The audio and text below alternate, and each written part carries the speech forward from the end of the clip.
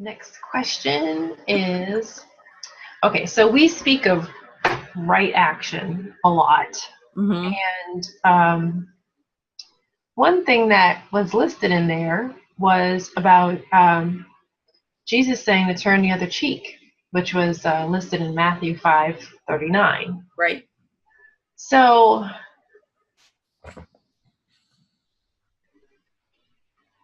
you know, and of course I can't remember exactly what happened that Jesus said turn the other cheek. But is there, so, I mean, to me, and what you hear a lot of times as far as like turning the other cheek, it's like take the higher path, Mm-hmm. be the bigger man, things like that. Mm-hmm. When are those times? It's Like an I feel like now that we talk about right action, like it's like, no, if you need to take right action, you take right action. mm-hmm. Right. So you have to remember too, and this is where we run into problems with teachings, higher teachings, because not everybody's capable of understanding the totality of higher teachings, which often seem to contradict themselves. Right?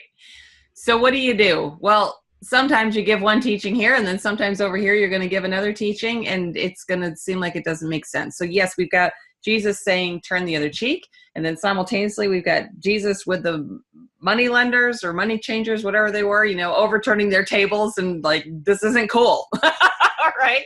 Taking right action in that moment. Wow, how do we deal with that? And the people who studied the Bible and teach the Bible in the churches and all, they really don't know how to bring that together.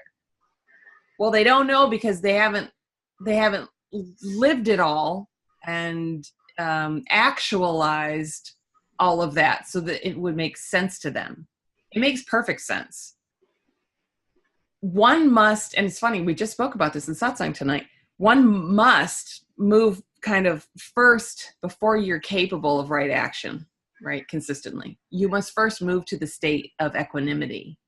This is where the teaching that says turn the other cheek comes from, right? It comes out of one who's capable of the state of equanimity.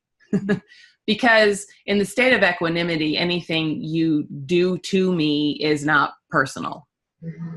You only do to me that which you do to yourself, and none of it's personal to me. So I'm capable of seeing what you've done and being like, okay, that's fine. Turn the other cheek, meaning I'm not going to identify with it. I'm not going to attach to it. I'm not going to fight against it, right? Just let it be. This goes back to the story that I love so much about the silent sage, that when the robber is coming at him with a knife and he's going to plunge it into his chest, the sage opens his mouth and he says, thou too art God. Right? That's turn the other cheek, blown way up, because in that moment he's about to be killed. All he sees is the divine coming at him with a knife, and it's perfectly okay because he surrenders to that which is. Right? Okay, so it's the same thing. But then when one has actualized that level of consciousness where equanimity can be lived truly, one is therefore capable of being highly, highly objective in the world, right? So if you're highly objective, it means you don't have personal agendas. There's no personal attachment or desire, no unmet needs that are driving, whatever is going to happen and setting you up to do certain things because you have to have your needs met. So for those people who can do that, now you can take right action.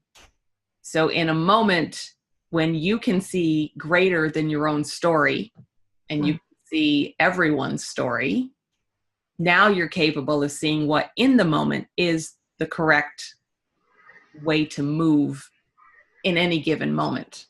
that allows right action is allowing the divine to move through you, and you are just the agent of the action, right? You're not the doer in it from the space of the personal self thinking it's a doer. You're the agent that allows for that divine movement to come through you.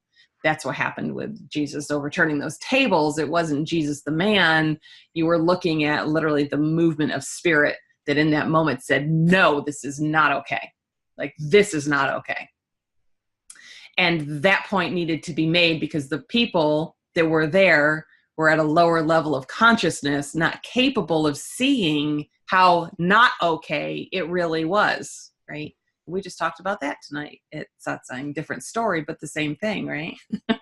So that's the point. Now, if Jesus wasn't Christed, and if Jesus was only capable of functioning through the lens of the son of a carpenter who had, issues with the tax system and stuff like that, then he would have come in to that whole issue in the temple, and he may have turned those tables over, but it may have been personal to him, you see.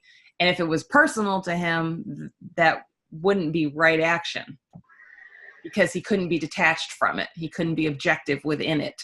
Therefore, it's karmic for him. You see, whenever there's a personal attachment, it is karmic. It will create karma for you.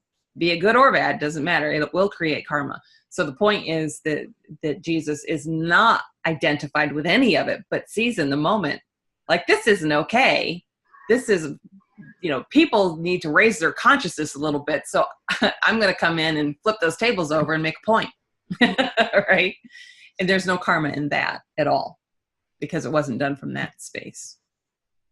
Did I answer the question? I don't even know what the question was at this point.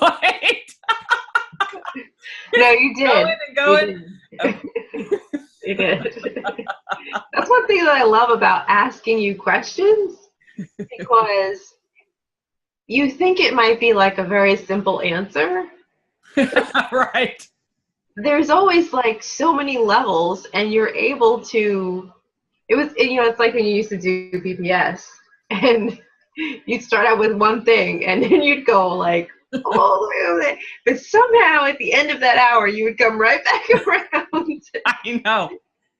I never. It's like, oh, like it ties it all together. It never ceased to amaze me either. So it's like, wow, we came right back around. Look at that. Yeah, no, you did definitely answer it. Okay. Very good. Okay.